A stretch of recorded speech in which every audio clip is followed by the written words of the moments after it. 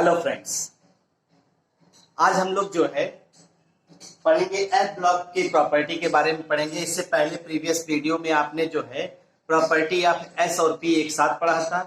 Previous video में इससे पहले उसके बाद डी पढ़ा था और आज हम लोग एफ ब्लॉक एलिमेंट के बारे में पढ़ेंगे। और साथ ही साथ हम लोग जो है जो एलिमेंट्स हैं पीरियोडिक टेबल में उनको हम लोग कैसे कैटेगराइज करते हैं, उसमें क्या क्या कुछ क्वालिटीज, कुछ पॉइंट, स्पेशल पॉइंट्स भी आपको बताएंगे। तो उसको आइए देखते हैं और चर्चा करते हैं। तो एफ ब्लॉक एलिमेंट आज हम लोग चल रहे हैं पढ़ने F block elements. F block की अगर हम लोग बात करते हैं तो एफ ब्लॉक एलिमेंट कहते किसे? सबसे पहली चीज वही डेफिनेशन, ऐसे एलिमेंट जिनका लास्ट इलेक्ट्रॉन एफ ऑर्बिटल में, एफ बॉक्स में, एफ ब्लॉक में जैसे एफ ऑर्बिटल होता है उसमें कितने बॉक्स होते हैं? 7। तो कह रहा है last electron enters into any one of 7 f orbital. जो 7 एफ ऑर्बिटल होते हैं उसमें किसी एक में भी अगर इलेक्ट्रॉन इंटर करता है उसे हम लोग जो है क्या कहेंगे? Card F block element. Card F block elements. ये सिंपल सी डेफिनेशन है जिसको आप नॉर्मली ऑब्जर्व करते हैं। ठीक, आपको ये मालूम होगा एफ ब्लॉक में 2 सीरीज होती है, हैव 2 सीरीज। इसमें 2 सीरीज होती है। अगर आपने सुना होगा एक सीरीज होती है 4f सीरीज, और ये जो है कहां से कहां तक स्टार्ट होता है जानते हैं आप लोग? ये देखिए, लैंथेनम 57 के बाद स्टार्ट होता है। इसी के बाद स्टार्ट होता है सीरियम 58 टू ल्यूटेशियम 71। ठीक है भाई, आप जानते हैं ये इसी के बाद स्टार्ट होता है। ये डी ब्लॉक का एलिमेंट होता है, लैंथेनम डी ब्लॉक का एलिमेंट होता है। लैंथेनम के बाद सीरियम 58 टू ल्यूटेशियम 71। ये 14 एलिमेंट की सीरीज है भाई, 14 एलिमेंट सीरीज।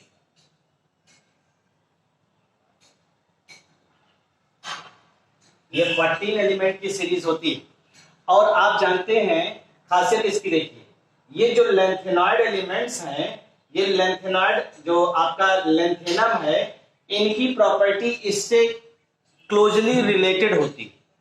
और ये सीरीज जो है 4f सीरीज लैंथेनम के बाद स्टार्ट होती है। हमने क्या कहा? हमने कहा कि चूंकि ये 14 एलिमेंट यानी 14 एलिमेंट जो सीरीज है ये लैंथेनम के बाद स्टार्ट होती है, और लैंथेनम की प्रॉपर्टी इस 14 एलिमेंट की सीरीज से थोड़ी सी मैच करता है। इस वजह से इसका नाम जो है 4f सीरीज को हम लोग कहते हैं लैंथेनॉइड एलिमेंट।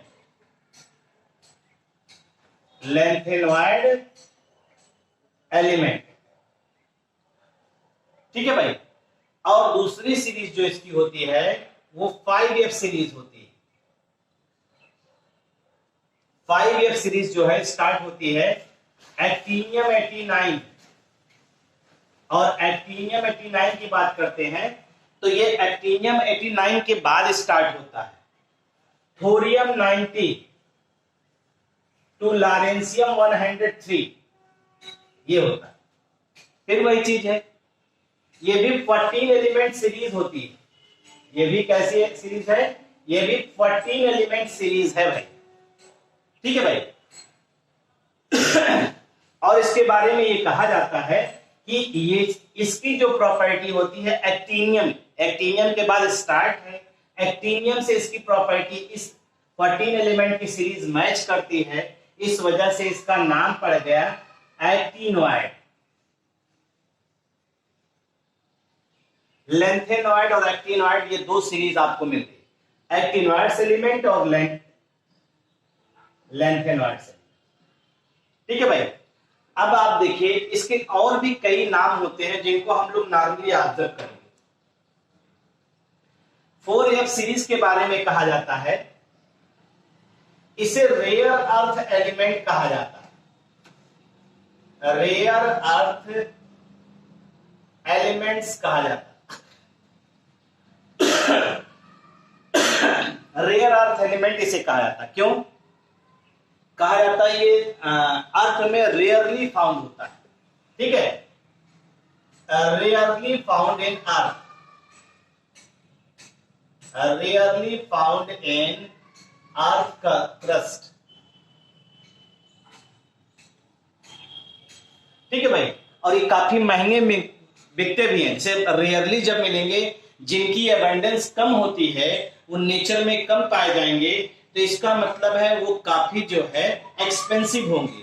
और हम लोग के यहाँ जो है एमएससी लेवल पे टेस्ट कराया जाता है, एमएससी लेवल पे रेयर अर्थ एलिमेंट का टेस्ट कराया जाता है, उसमें कोई भी एक रेयर अर्थ एलिमेंट दिया जाता है, तो वो एक डिब्बी जो 100 ग्राम की आती है वो 5,000, 7,000, 8,000 की आती है, काफी जो है महंगी होती है। तो कहने का हमारा मतलब है नेचर में रेयरली फाउंड होते हैं, इसलिए इसे रेयर अर्थ एलिमेंट 4f कहते हैं। 5f के बारे में कहा जाता है, 5f सीरीज जो होती है ये रेडियो एक्टिव इन नेचर होती है,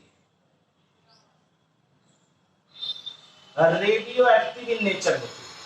5f सीरीज के बारे में ये कहा जाता है कि ये normally radio active in nature होते हैं। रेडियो एक्टिव का मतलब हो गया जो कंटिन्यूअसली जो है स्पॉन्टेनियस एमिशन करेंगे, हमेशा इनविजिबल रेज की यानी अल्फा बीटा गामा रेज की जो है एमिशन करेंगे, ठीक है भाई। ये आपने कहा। आपको ये मालूम है कि जो आप देखिएगा, ये लिया आपने, ये किसका है? D block. ये आपने लिया, ये किसमें है? डी ब्लॉक, अगर आपको याद हो। और उसके बाद ये हमने कल बताया था जो सीरीज, इसके बाद क्या से देखिए, आपने पढ़ा होगा हाफनियम 72 टू मरकरी 80, ये आपका आ गया। और यहां पे आता है after lawrencium, after 103 to onwards, ये था। आप खुद देखिए कि ये जो है डी ब्लॉक यानी ट्रांजिशन सीरीज हैं, उनको बीच में ये प्रेजेंट, उनके बीच में ये प्रेजेंट है। अरे भाई ये भी डी ब्लॉक का हो गया, ये भी डी ब्लॉक है, ये भी जो है आपका डी ब्लॉक एलिमेंट, ये डी ब्लॉक है। और दो डी ब्लॉक के बीच में आपका लेंथेनॉइड एलिमेंट आ रहा है, दो डी ब्लॉक के बीच में आपका एक्टिनॉइड एलिमेंट आ रहा है, तो इसीलिए इसका एक और नाम दिया जाता है inner transition element. These are also called, यानी एफ ब्लॉक के एलिमेंट को हम लोग क्या कहते हैं? These are also called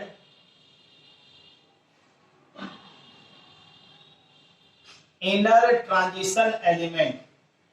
नाम जरूर जानते रहिए भाई सबका, इनर ट्रांजिशन एलिमेंट। क्यों? क्योंकि ये कॉन्स्टिट्यूट करता है, ये लेंथेनॉइड और actinoid present with in the lanthanoid transition series, because it present within the transition series, transition series के बीच में प्रेजेंट होते हैं, और इसी वजह से इसको आप नाम क्या दे रहे हैं? लेंथेनॉइड और इनर ट्रांजिशन एलिमेंट, इसे आप नाम दे रहे हैं इनर ट्रांजिशन एलिमेंट नाम दे रहे हैं। ये ध्यान रखिएगा। ये हो गया। अब आइए इसके बारे में और कुछ जानते हैं। हटाना है इसको, देखिएगा।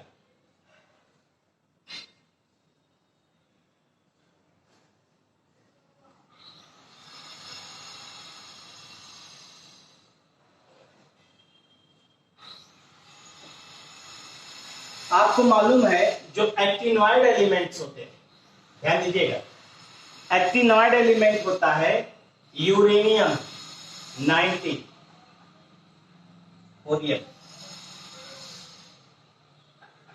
Thorium 90,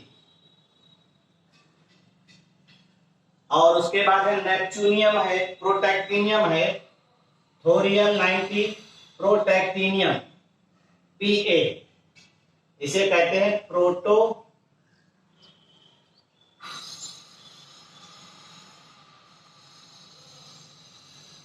actinium, thorium 90, proto actinium Pa 91, और उसके बाद जो है आपका यूरेनियम 92। ये तीनों एलिमेंट जो होते हैं, ये फर्स्ट 3 एलिमेंट जो है ये आपके नेचर में पाए जाते हैं। These are first 3 element of 5f series found in nature. ये नेचर में पाए जाते हैं। ठीक है भाई।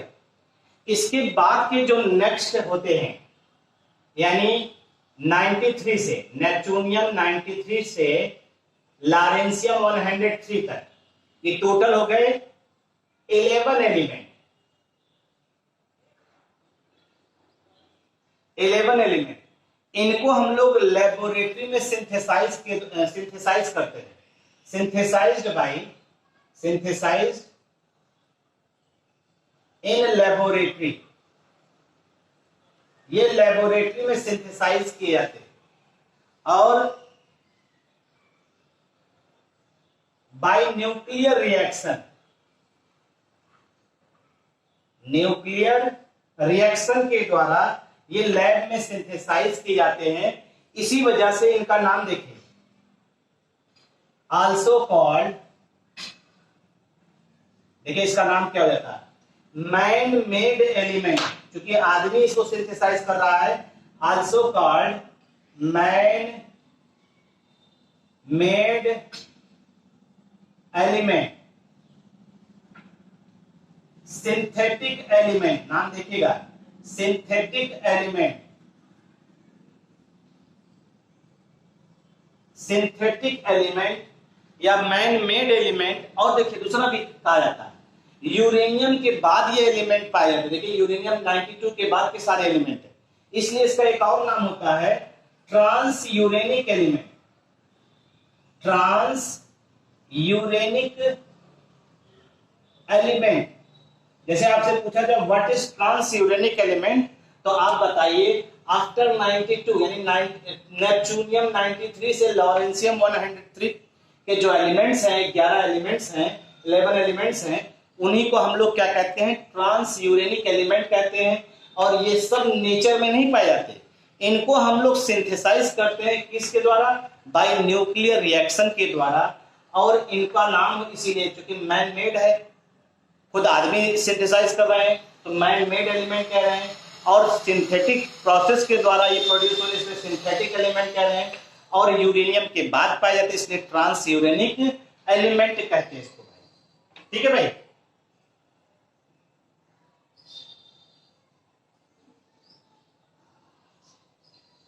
अगर इसी चीज को हम लोग ऑब्जर्व करें, इसी चीज को देखें, तो यहां पे अगर आप ऑब्जर्व करिए तो आप क्या देख रहे हैं, देखिए यहां पे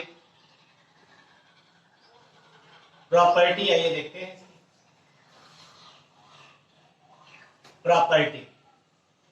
अब प्रॉपर्टी में सबसे पहला इसका जो जनरल इलेक्ट्रॉनिक कॉन्फ़िगरेशन होगा, general electronic configuration of F block elements are, F block elements are, जो जनरल इलेक्ट्रॉनिक कॉन्फ़िगरेशन होगा, आपने डी पढ़ा, आपने अभी डी पढ़ा और डी के बाद अब एफ पढ़ने चल रहे हैं। तो एफ में जो जनरल इलेक्ट्रॉनिक कॉन्फ़िगरेशन होता है वो क्या होता है, देखिए n-2 F 0 to 14 n-1 D 0 or 1 NS2। ये फिक्स हो गया, ये आपका जो इलेक्ट्रॉनिक कॉन्फ़िगरेशन हो गया ये फिक्स हो गया। अब देखिए इसे हम लोग वैलेंस सेल कहते हैं, वैलेंस सेल। ये वैलेंस सेल सबसे लास्ट वाला, उससे एक पहले वाले को हम लोगों ने कल नाम दिया था पेनल्टीमेट। आप वर्ड को जरूर ध्यान दीजिए, आप सिर्फ देखिए और पढ़ के लिख लीजिए, इससे कोई मतलब नहीं। आप वर्ड पे भी ध्यान दीजिए, क्या कहा जा रहा है, किसको क्या नाम दिया जा रहा है। इसे पेनल्टीमेट सेल कहा जा रहा है, और पेनल्टीमेट सेल का मतलब हो गया लास्ट बट वन, ये हो गया। और इसको हम लोग कहते हैं एंटी पेनल्टीमेट, एक और एंटी पेनल्टी मेट सेल, इसे कहते हैं सेकंड लास्ट बट वन। अगर हम लोग इसी चीज को ऑब्जर्व करें तो इसके आधार पे हम लोग ये कह सकते हैं, देखिए अगर इसको सीधे सीधे आप ऑब्जर्व करिए तो आप यहां पे क्या कह सकते हैं कि जो n-2 है, जैसे एक ओवर में कुल कितने बाल होती है, 6, एक ओवर में 6 बाल होती है, और 6 बाल हैं तो हमने आपसे क्या कहा, छठी बाल को बैलेंस बाल ना, छठी बाल को बैलेंस बाल कह रहे हैं, और पांचवी बाल को जो है पेनल्टीमेट बॉल कह रहे हैं, और चौथी बाल को आप क्या कहेंगे, एंटी पेनल्टीमेट। चौथी बाल को जो है आपने एंटी पेनल्टीमेट कह दिया। नाम बात समझ में आई भाई। हमने आपसे जो कहा यहाँ पे कि अगर आप इसको कह रहे हैं छठी बाल को बैलेंस बाल, पांचवी बाल को पेनल्टीमेट बाल, और चौथी बाल को एंटी पेनल्टीमेट बॉल कह रहे हैं, इस तरह से हम लोग नॉर्मली ऑब्जर्व करते हैं। इसको आप देख करके आप बता सकते हैं, ठीक है भाई। तो इसका मतलब अगर इसी चीज को हम लोग ऑब्जर्व करें तो हम लोग सीधे सीधे इस चीज को कह सकते हैं। इसको अगर हम लोग सीधे सीधे ऑब्जर्व करें तो देखिए क्या दिखा रहे हैं हम आपको, जैसे 4F है, 4F के लिए जानते क्या हो जाएगा, बार 4F सीरीज के लिए इसको समझ लीजिए, बहुत सिंपल सा है। 4F सीरीज के लिए जो आएगा देखिएगा, बार 4F के लिए हो जाएगा, यहां देखिए अगर ये n की वैल्यू 4 है तो यहां कितना होगा, 6s2, और उससे एक पहले वाला क्या हो जाएगा, 5d, 0 और 1, और ये हो जाएगा 4F, 0 to 14। ये हो गया आपका 4F सीरीज का इलेक्ट्रॉनिक कॉन्फ़िगरेशन। इसके आधार पे आ रहा है। ऐसे 5F के लिए देखिए, 5F के लिए अगर n की वैल्यू यहाँ पे कितना रख रहे हैं, यहाँ n-2 होगा ना, 5 आना चाहिए तो n-2 यानी 7 होगा यहाँ पे n की वैल्यू, तो 7s2, फिर यहाँ 6d, 0 और 1, और ये हो जाएगा 5F, 0 to 14। ये इलेक्ट्रॉनिक कॉन्फ़िगरेशन देखिए, इस तरह से हम लोग इसका लिख सकते हैं। ये जो है इलेक्ट्रॉनिक कॉन्फ़िगरेशन 5F का हो जाएगा, ये यानी एक्टिनॉइड का, और ऊपर वाला लैंथेनॉइड का हो जाएगा, ठीक। अब इसकी प्रॉपर्टी में नेक्स्ट देखिए, जो कि हैवी मेटल्स होते हैं, सब के सब बहुत बड़े होते हैं, they are heavy metals. Next property में दे आर हैवी मेटल्स, ये काफी हैवी होते हैं, जिसे आप कह रहे हैं बहुत बड़े होते हैं, बिग इन साइज होते हैं, और मेटल्स हैं तो ऑटोमेटिक है कि इनका जो है, इनके बीच का बॉन्ड स्ट्रांग होगा, और इनका मेल्टिंग और बॉइलिंग पॉइंट क्या होगा, high melting point and boiling point इनका होगा, ठीक है भाई। हाई मेल्टिंग पॉइंट और बॉइलिंग पॉइंट होगा, और ये भी जानते हैं shows variable oxidation state. Variable oxidation state, variable oxidation state का मतलब क्या होता है, देखिए इस ग्रुप के मेंबर जो होते हैं +2 से लेकर के +6 तक जाते हैं, लेकिन इस ग्रुप में अब जैसे आपसे पूछा जाए कि F ब्लॉक के एलिमेंट का कॉमन ऑक्सीडेशन स्टेट, तो ये होता है common oxidation state F block के एलिमेंट का होता है +3। ये +3 ऑक्सीडेशन स्टेट मोस्टली हर एलिमेंट शो करता है भाई, ठीक है भाई। ये कॉमन ऑक्सीडेशन स्टेट जो है किसका है, ये F ब्लॉक के एलिमेंट का है, और साथ ही साथ देखिए ये भी कलर शो करते हैं, they form coloured ion, coloured ions का फॉर्मेशन करते हैं। हमने कल भी कहा था D ब्लॉक के एलिमेंट कलर शो करते हैं, तो यहां पे जानते हैं जिनके पास F जीरो है, जिनके पास F7 है, जिनके पास F14 है, ये सब कलरलेस होंगे। ये सब क्या होंगे? कलरलेस होंगे। मतलब लास्ट में अगर F0 किसी का आ रहा है इलेक्ट्रॉनिक कॉन्फ़िगरेशन में, आयन फॉर्म में, तो F7 आ रहा है या F14 आ रहा है तो वो कलरलेस होगा। बाकी अगर F1 to 6 आ रहा है या F1 to 8 to 13 आ रहा है, ये सब कलर्ड होंगे। ये ध्यान रखिएगा। यानी सीधे सीधे कहिए अनपेयर्ड इलेक्ट्रॉन यहां पे भी रेस्पॉन्सिबल है। अनपेयर्ड इलेक्ट्रॉन और साथ ही साथ लेस स्टेबल, दो कंडीशन यहां ले रहे हैं। और बी में क्या था? सिर्फ अनपेयर्ड इलेक्ट्रॉन था भाई। अनपेयर्ड इलेक्ट्रॉन जैसे देखिए ये F है 7, अनपेयर्ड है लेकिन हाफ पेयर्ड है, एक्स्ट्रा स्टेबल। F14 है, पेयर्ड हो गया, यहां एक भी इलेक्ट्रॉन नहीं है। इस वजह से ये सब के सब कलरलेस होंगे। बाकी अनपेयर्ड और लेस स्टेबल आयन क्या शो करेगा? Shows colour. ये क्या शो करेंगे? कलर शो करेंगे। ठीक है भाई। अनपेयर्ड इलेक्ट्रॉन और लेस स्टेबल जो होंगे वो कलर शो करते हैं। ये कंडीशन आप जाने रहिए भाई। इसी तरह से अगर हम लोग ध्यान दें ये इसकी भी स्ट्रॉन्ग टेंडेंसी होती है, हैव स्ट्रॉन्ग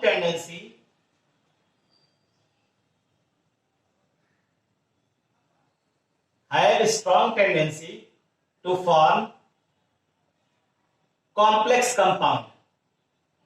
हमने कहा ना हैवी एलिमेंट्स ही जो है वो कॉम्प्लेक्स कंपाउंड का फॉर्मेशन करते हैं, क्योंकि बड़े होंगे तो जो लिगेंड्स के द्वारा, जो ग्रुप्स के द्वारा इलेक्ट्रॉन मिलेगा उसे आसानी से अपने अंदर एकोमोडेट करेंगे। और हमने आपसे बताया एक्टिनाइड्स जितने भी है, all the actinides. Sir mic check करिए, आवाज नहीं जा रही? आवाज नहीं जा रही क्या?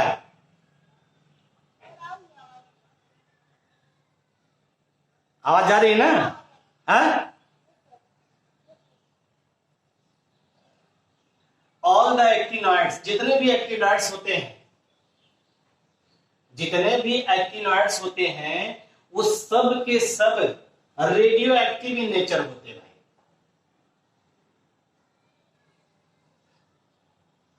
All the actinoids are radioactive in nature. हमने आपसे कहा ना, हमने आपसे कहा कि नॉर्मली आपको कम से कम 4 प्रॉपर्टी ऐसे होने चाहिए जो दिमाग में, जहन में आपके रहे। और ये क्वेश्चन जो है 2 नंबर में आता है, 2 नंबर क्वेश्चन आता है। कम से कम 4 प्रॉपर्टी आप जो है सेलेक्ट कर लीजिए जिनको आपको पढ़ना, जिनको याद करना। और इलेक्ट्रॉनिक कॉन्फ़िगरेशन वाला तो जरूर याद कर रहिएगा, क्योंकि इससे आप बताते हैं कि एलिमेंट का कैसे क्या अरेंजमेंट है यहाँ पे। तो हमारे ख्याल से एक ये हो गया प्रॉपर्टी, 2 3 4 5 6, 5 हो गया, 6 और 1 7, ये 5-6 प्रॉपर्टी इसकी हो रही हैं जिनको नॉर्मली आप ऑब्जर्व कर सकते हैं सीधे सीधे। ठीक है भाई। हमने क्या कहा? ये F ब्लॉक की कुछ प्रॉपर्टी है जिनको आप नॉर्मली ऑब्जर्व करते हैं। इस तरह से आपने S, P, D और F को, ये 11th स्टैंडर्ड की बात हो रही है अभी, 11th स्टैंडर्ड के हिसाब से जो प्रॉपर्टी लिखने को आती है आपको 4 कम से कम, उसके हिसाब से आपने ये पढ़ लिया। बाकी तो इसके बारे में ये जो आप एक एक लाइन का प्रॉपर्टी पढ़ रहे हैं वो एक एक पेज के बराबर है, फिर डिटेल में बताया जाएगा उसको जब आपको मौका मिलेगा। अभी तो फिलहाल आप इतना ही पढ़िए। ये आपका पीरियोडिक टेबल का डिवीजन। इसी में कुछ स्पेशल पॉइंट्स भी, कुछ इंपॉर्टेंट पॉइंट्स भी आते हैं जिनको नॉर्मली हम लोग ऑब्जर्व करते हैं। तो आइए देखते हैं।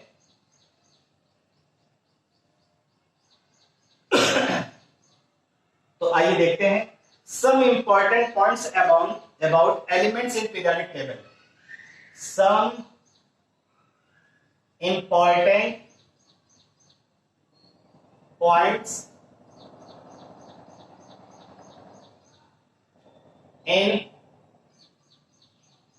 about elements in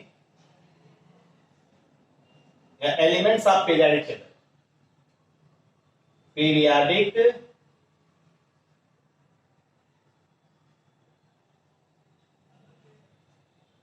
about elements of periodic table. Some important points about elements of periodic table. ठीक है भाई, तो जैसे आप अगर एलिमेंट्स की बात कर रहे हैं, अब ध्यान से देखिए, हमने long form of periodic table आपको बनाया था और दिखाया भी था। अगर आपको याद हो, अगर आपने प्रीवियस वीडियो में देखा होगा, तो आपने देखा था कि हमने पी ब्लॉक में एक डॉटेड दिखाया था स्ट्रक्चर, बोरान को लेकर के डॉट डॉट करके दिखाया था।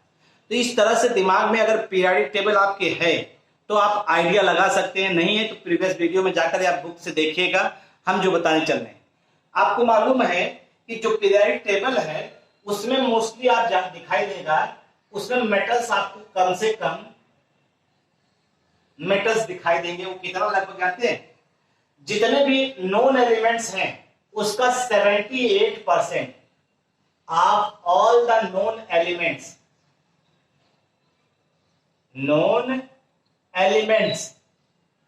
वो क्या होंगे? मेटल होगा। वो सिर्फ और सिर्फ क्या होगा? मेटल होगा। यानी पीरियोडिक टेबल देखिए, उसका 78% जितने, यानी 100 एलिमेंट अगर हैं तो 78 एलिमेंट आपको सिर्फ और सिर्फ क्या मिलेंगे? मेटल ही मिलेंगे। और जब ये मेटल है तो इसका मतलब है इनका मेल्टिंग पॉइंट और बॉइलिंग पॉइंट हाई ही होगा। High melting point and boiling point, ये मेटल्स की बात हो रही है। ठीक है भाई, और ये कहां अपीयर होते हैं? अगर आप पीरियोडिक टेबल को इमेजिन करिए तो पीरियोडिक टेबल यही तो आपका भाई, ये SPD। अगर आप ध्यान दीजिए, इधर चलने पर आपको जो है नॉन मेटल्स मिलते हैं, इधर चलने पर नॉन मेटल मिल रहे हैं। पी की तरफ चलेंगे तो क्या मिलेगा आपको? नॉन मेटल एलिमेंट्स मिल रहे हैं।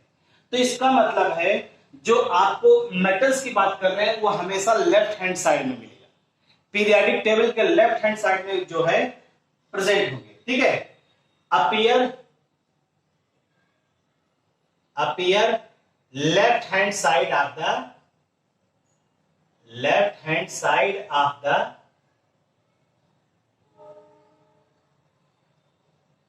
Periodic table, appear left hand side of the periodic table.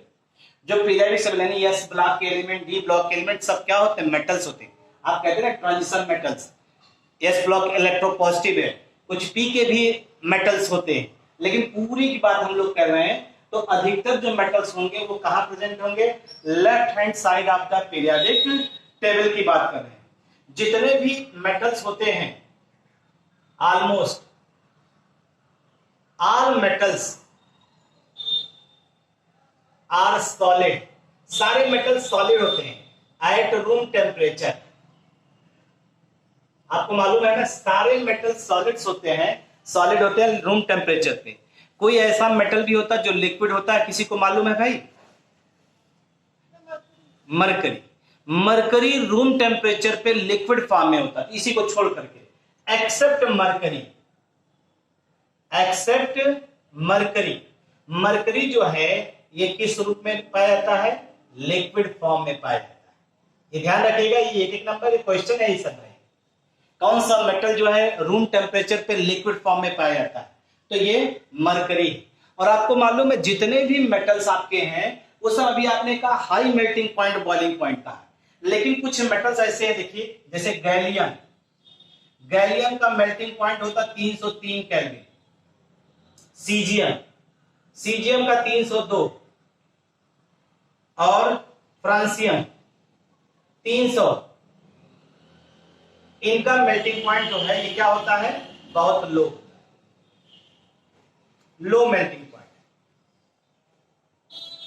ठीक है भाई, ये भी सब मेटल्स हैं, लेकिन इन सभी का जो है मेल्टिंग पॉइंट, आपने भी पॉइंट का लिखा है high melting and boiling point, लेकिन इसमें ये 2-3 एलिमेंट्स आपके जो दिखाई दे रहे हैं ये कैसा है? इनका मेल्टिंग पॉइंट जो है नॉर्मली लो है।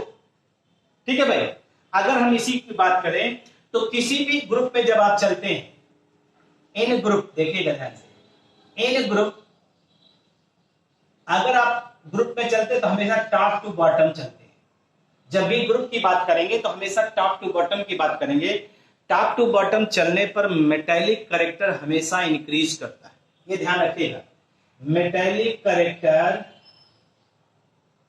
हमेशा इंक्रीज करता है।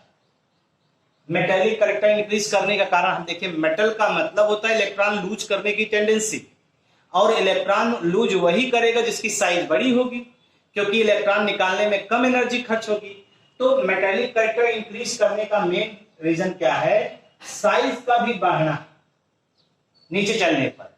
और एक टर्म होता है, अभी आगे पढ़ा जाएगा, आगे ये सब बहुत अच्छे प्रॉपर्टी है। इसकी भी वैल्यू क्या होती? घटती। आयनाइजेशन एनर्जी की वैल्यू घटती। जिसकी आयनाइजेशन एनर्जी कम होगी वो ज्यादा मेटल होंगे, जिसकी आयनाइजेशन एनर्जी ज्यादा होगी वो कम मेटेलिक करेक्टर शो करेंगे। तो ये है, इन ग्रुप मेटेलिक करेक्टर इंक्रीज करता है। इंक्रीज करने का कारण क्योंकि साइज बढ़ रही है और आयनाइजेशन एनर्जी घट रही है। इस वजह से नॉर्मली मेटल्स जो हैं, मेटल्स का मेटेलिक करेक्टर जो है टॉप टू बॉटम इंक्रीज कर रहा है। अब आइए देखते हैं दूसरा इसी का, नॉन मेटल्स के बारे में। नॉन मेटल्स के बारे में अगर हम लोग नॉन मेटल्स की बात करें तो देखिए, नॉन मेटल्स, ये तो आपको मालूम ही है, नॉन मेटल्स जो है बहुत कम पाए जाते हैं। Non metals are very few. Non metals are very few, that is approximate 18 number है इनका जो है नॉन मेटल्स के। ठीक है भाई। और ये जानते कहां पाए जाते हैं? देखिए, लेफ्ट टू राइट चल रहे हैं, यानी राइट हैंड साइड में। और राइट हैंड साइड में जानते हैं, नीचे चलने पर अभी आपने क्या कहा ग्रुप में? मेटेलिक करेक्टर इंक्रीज करता है, ये बोला आपने। किसी ग्रुप में मेटेलिक करेक्टर इंक्रीज करता है तो नीचे तो पाए नहीं जाएंगे, इसका मतलब पाए कहां जाएंगे? ऊपर, ऊपर साइड में। तो जितने भी नॉन मेटल्स होंगे आपके जो है, ये इस साइड में, ऊपर साइड में पाए जाएंगे। तो इसे हम लोग कहेंगे क्या? They lie on the top. They lie on the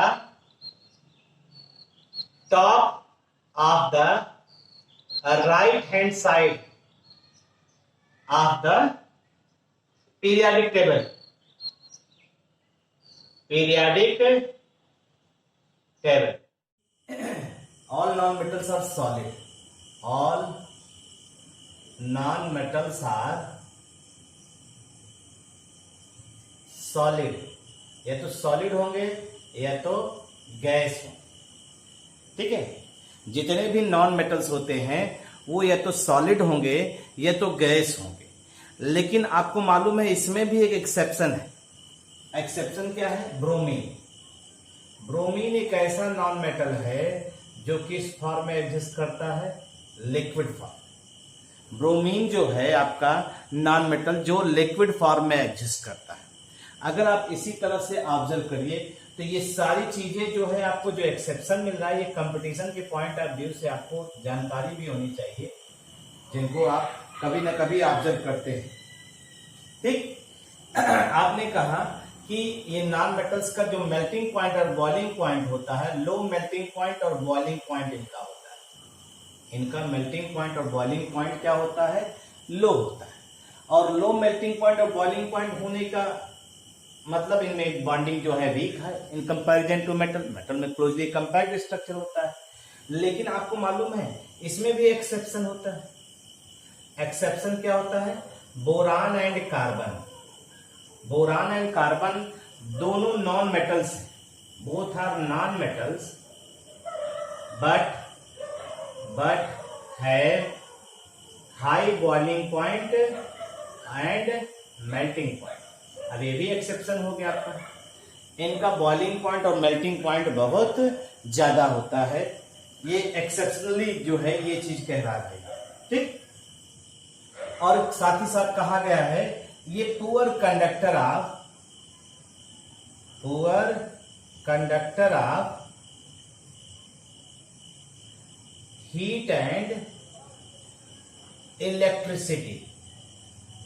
हमने आपसे कहा ना कि poor conductor of heat and electricity. अब देखिए जैसे कार्बन है, कार्बन नॉन मेटल्स है, नॉन मेटल्स का एलोट्रॉप्स पाया जाता है graphite, good conductor of electricity होता है। लेकिन कार्बन का ही एलोट्रॉप क्या पाया जाता है, diamond, bad conductor of electricity. तो ये सब सिचुएशनल बेस्ड है कि कौन कंडक्टर होगा, कब कैसे कंडक्टर की तरह बिहेवियर शो करेगा, कब जो है बैड कंडक्टर की तरह, कब गुड कंडक्टर की तरह वो बिहेवियर शो करेगा। हमने आपसे बताया। वैसे नॉन मेटेलिक कैरेक्टर अगर आप लेफ्ट टू राइट चलेंगे, लेफ्ट टू राइट चल रहे हैं तो नॉन मेटेलिक कैरेक्टर है, साइड में लिख रहे हैं नॉन मेटेलिक कैरेक्टर, ये increases. Non metallic character increase करता है। इसका मतलब है अगर आप पीरियोडिक टेबल को देख रहे हैं तो नॉर्मली आप ऑब्जर्व कर रहे हैं सारे नॉन मेटल्स जो हैं आपको इसी पी ब्लॉक की तरफ मिलेंगे। Mostly non metals situated in this block, mostly non metals situated in P block या in this block। ठीक है भाई, तो इसी में आपको दिखाई देता है। अगर आप इसी चीज को ऑब्जर्व करें और उसका कारण देखेंगे तो लेफ्ट टू राइट चलने पर हमने कहा साइज जो होती है वो डिक्रीज करती है, साइज घटती है, और साइज घटने की वजह से आयोनाइजेशन एनर्जी जो होती है वो इंक्रीज करती है। मतलब इलेक्ट्रॉन इवॉल्व करने के, मतलब इलेक्ट्रॉन को रिमूव करने में आपको ज्यादा एनर्जी की जरूरत पड़ेगी। इलेक्ट्रॉन आसानी से लूज करेगा नहीं, तो इलेक्ट्रॉन लूज नहीं करेगा तो इलेक्ट्रॉन गेन करने की टेंडेंसी क्या होगी, गेन करने की टेंडेंसी जो होगी वह इंक्रीज करेगी, और इसी वजह से मेटेलिक कैरेक्टर क्या होता है, इंक्रीज करता है। इसी वजह से मेटेलिक कैरेक्टर इंक्रीज करता है। आपने ध्यान दिया होगा, आपको ये सोच इमेजिन करिए मेटल्स भी हैं, नॉन मेटल्स भी हैं। अगर आपको याद हो तो हमने यही पी ब्लॉक में ऐसे बनाया था, ऐसे देखिए, ऐसे एलिमेंट को डिवाइड कर दिया था। तो आपको मालूम है जैसे मेटल्स है, मेटल है और नॉन मेटल है, ये दो चीजें पाई जा रही हैं, तो इनके बीच में एक ब्रिज एलिमेंट भी पाए जाते हैं। ब्रिज एलिमेंट का मतलब हमने यहां पे लिया कि जो मेटल्स और नॉन मेटल्स के बीच में ब्रिज बनाए, form bridge between metals and non metals. और वो कौन कौन से हो सकते हैं, देखिए हम एग्जांपल ले रहे हैं। सिलिकॉन हो गया, जर्मेनियम हो गया, आर्सेनिक हो गया, आर्सेनिक के बाद एंटीमनी हो गया, टेलोरियम हो गया, ठीक है, एटसेट्रा। ये सब के सब जो है मेटल और नॉन मेटल के बीच में ब्रिज का काम कर रहे हैं, और ऐसे एलिमेंट को हम लोग कहते हैं मेटेलॉइड। ऐसे एलिमेंट को क्या कह रहे हैं, मेटेलॉइड। मेटेलॉइड का मतलब have property both metals as well as non metals. ऐसे एलिमेंट जिनके पास दोनों की प्रॉपर्टी पाई जाए उसे हम लोग क्या कहते हैं, ब्रिज एलिमेंट कहते हैं, और वो मेटलॉइड का काम करता है। मेटलॉइड जो है दोनों के बीच। तो आप देखिएगा यहाँ पे हमने बनवाया है, वहां पे एक तरफ हमने एरो से दिखाया था मेटल्स, और एक तरफ इधर कर दिया था ऐसे मेटल्स दिखाया था, और इधर कर दिया था ऐसे नॉन मेटल्स। आप देखिएगा long form of periodic table video देखिएगा, उसमें है, ठीक है। और हमने आपसे कहा वीडियो को देख करके आप उसमें चीजों को सीखिए, समझिए, और बुक को बगल में रख करके देखिए क्या चीजें हैं, तो आपको ज्यादा क्लियर होगा चीजें। हो गया भैया ये चीज। तो ये चीजें आपकी हमने बताया कुछ। आपको मालूम है, आपको हमने एक चर्चा भी किया था, जो एस और पी ब्लॉक के एलिमेंट हैं इनको कलेक्टिवली आप एक नाम देते हैं और वो नाम क्या होता है? Representative element. रिप्रेजेंटेटिव एलिमेंट कहते हैं। क्यों? क्योंकि ये पीरियोडिक टेबल को इधर से रिप्रेजेंट कर रहा है, ये पीरियोडिक टेबल को इधर से रिप्रेजेंट कर रहा है, तो इस वजह से हम लोग एस और पी ब्लॉक के एलिमेंट को रिप्रेजेंटेटिव, यानी नाम इसका देखिए एस और P representative, D transition element, F block element आपका इनर ट्रांजिशन एलिमेंट कहलाता है। तो ये तमाम चीजें हैं जिनकी थोड़ा इंपॉर्टेंट प्रॉपर्टी हम लोग पढ़ेंगे। पीरियोडिक प्रॉपर्टी, साइज के बारे में पढ़ा जाएगा, फिर ionization energy, electron affinity, electronegativity के बारे में इसको पढ़ा जाएगा। इतनी बातों को पढ़ लीजिए, बाकी की बातें कल। Thank you.